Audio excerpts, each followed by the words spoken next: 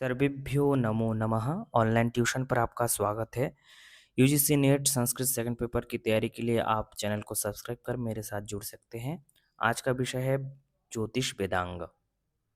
चलिए ज्योतिष वेदांग को अच्छे से पढ़ते हैं।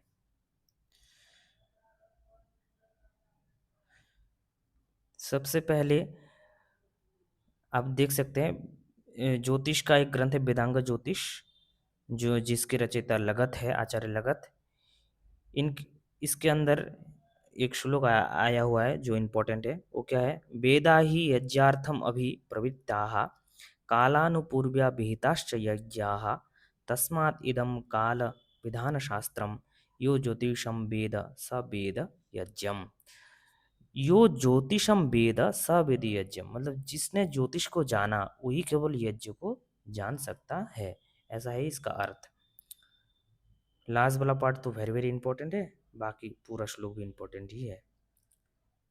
आगे है यथा शिखा मयूराणाम नागानाम मनयो यथा तद्वद वेदांग शास्त्राणाम गणितम मूर्धनि स्थितम। जैसे मयूरों की शिखा है सबसे ऊपर होती है, जैसे नागों की मणि नागों के अंदर होने मतलब नागों का जो मणि होता है सबसे मूल्यवान होता है। तत्पद वेदांग शास्त्राणाम, ऐसे ही वेदांग शास्त्रों में जितने 6 वेदांग है उसमें से गणितम मूर्धनि स्थितम मतलब गणित सबसे ऊपर स्थित है। ये भी वेदांग ज्योतिष का एक श्लोक है, वेरी वेरी इंपॉर्टेंट है।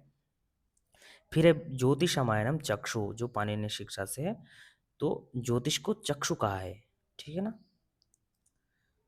चलिए ये आप देख सकते हैं वेदांग ज्योतिष नामक ग्रंथ जो है वो आचार्य लगत का है और ये 2 भागों में मिलता है। आर्च ज्योतिष पहला भाग, दूसरा भाग है याजुष ज्योतिष, ठीक है ना। प्रथम भाग में 36 श्लोक है और द्वितीय भाग में 43 तो आपको ये परिचय ध्यान रखना है एकदम। फिर अब वेदांग ज्योतिष का एक श्लोक है, देख सकते हैं। ज्योतिषमायनम कृत्स्नम प्रवक्ष्याम्योन पूर्वशः विप्राणाम सम्मतम लोके यज्ञ कालार्थ सिद्धये। यज्ञ यज्ञ के काल की सिद्धि के लिए मैं जो विप्राणाम ऋषि मुनियों का जो मत है उन मतों को इस ज्योतिष में कहने वाला हूँ, इस ग्रंथ में कहने वाला हूँ, ठीक है ना। फिर तैत्तिरीय ब्राह्मण का एक मंत्र है जो इम्पोर्टेंट है। बसंते ब्राह्मणो अग्निमादधीत ग्रीष्मे राजन्य शरदि वैश्य मतलब बसंत काल में ब्राह्मण अग्नि का ध्यान करे या मतलब यज्ञ करे, ग्रीष्म काल में राजा लोग क्षत्रिय लोग और शरद में वैश्य लोग। ये वाक्य जो है तैत्तिरीय ब्राह्मण का है। फिर आगे चलते हैं। आगे है कि इस पर एक प्राचीन टीका सोमाकर की प्राप्ति होती है।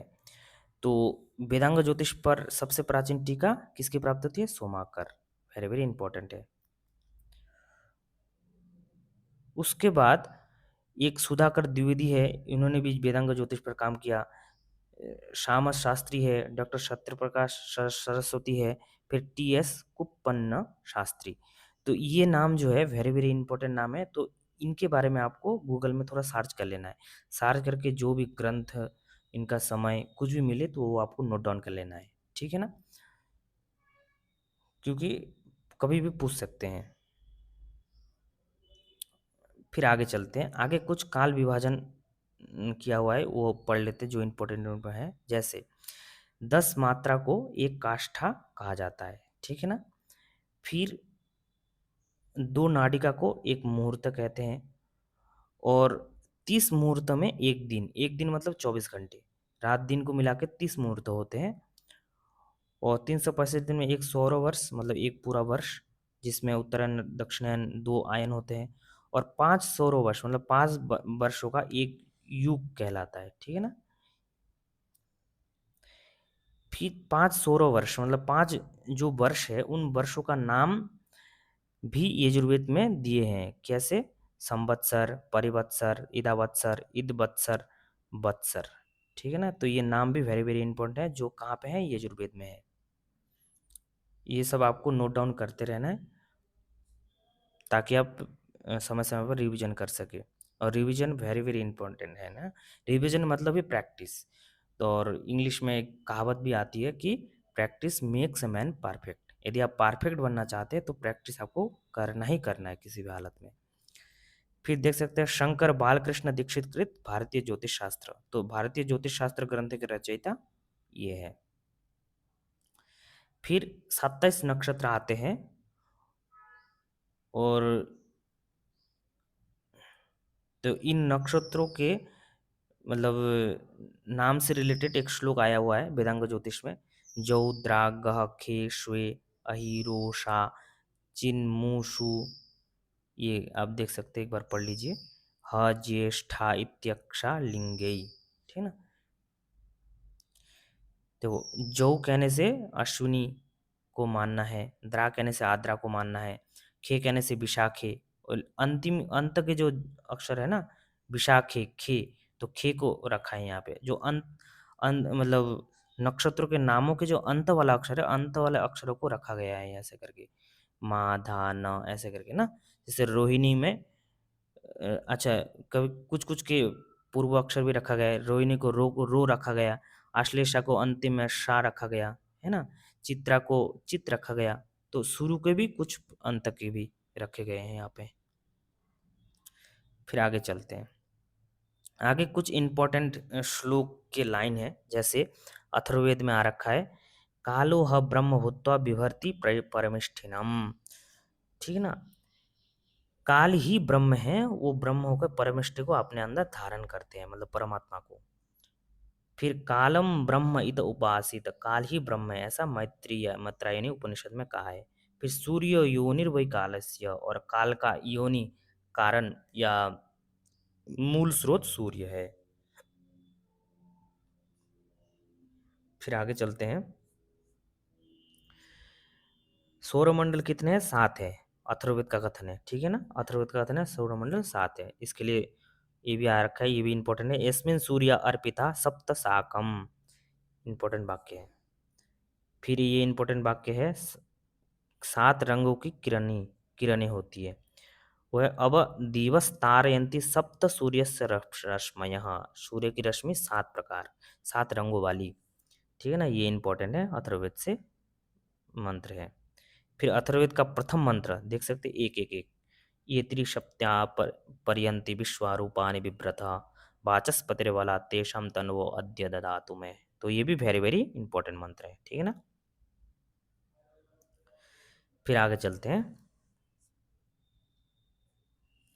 तो आर्यभट्ट जो आचार्य है, इनका एक ग्रंथ है आर्यभट्टियम, ठीक है ना। तो ये ग्रंथ ही आपको ध्यान रखना है, और आर्यभट्ट का काल भी आपको ध्यान रखना है। 476 मतलब 5वीं ईस्वी, 5वीं शताब्दी ईस्वी।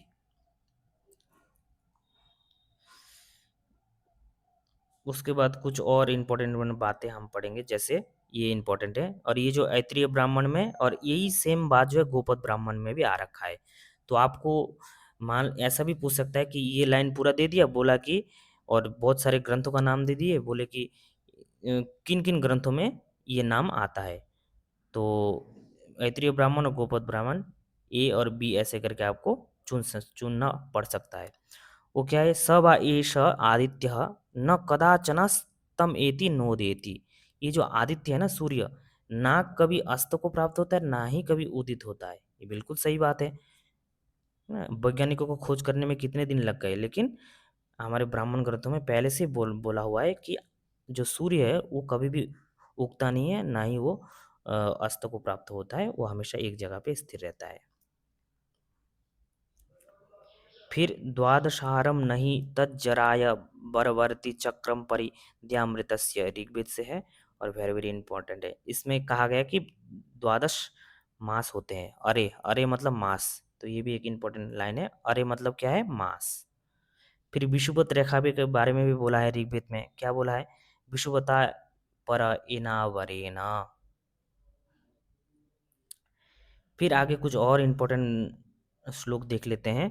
प्रपद्येते स्रविष्ठादौ सूर्या चंद्रमसा बुधक सार सार्पार्धे दक्षिणार्कस्तु माघ श्रावणयो सदा। ये वेदांग ज्योतिष से लिया गया है।